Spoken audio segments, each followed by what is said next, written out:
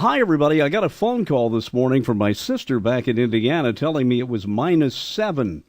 The guy you're looking at on the screen is not my sister. It's weatherman KERRY DEAN back in Indiana.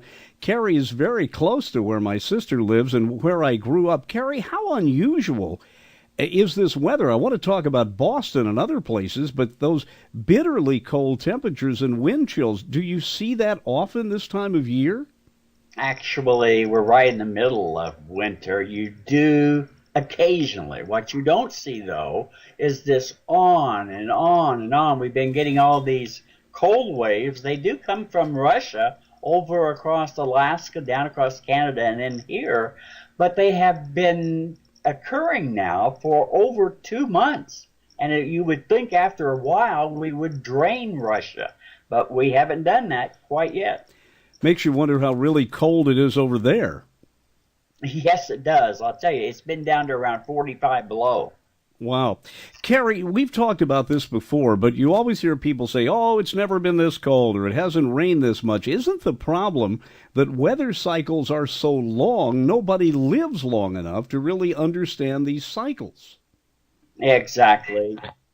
The temperature has been on the rise for the past about 25 years. Before that, we had a very cold spell back in the 60s and the 70s of the past century.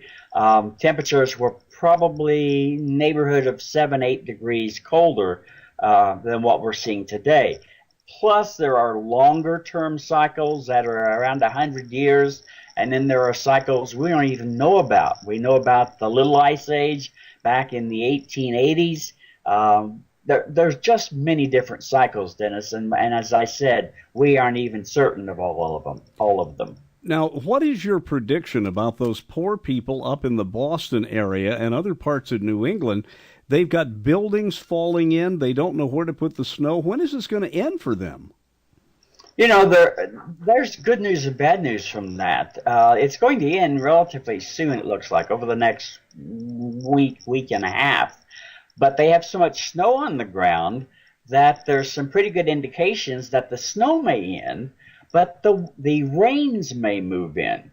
And do you know what will happen when they get about an inch of rain on top of that snow? The flooding is going to be atrocious. And I'll make that prediction right now. It is going to be terrible out along the Atlantic and ahead into the Appalachians this spring.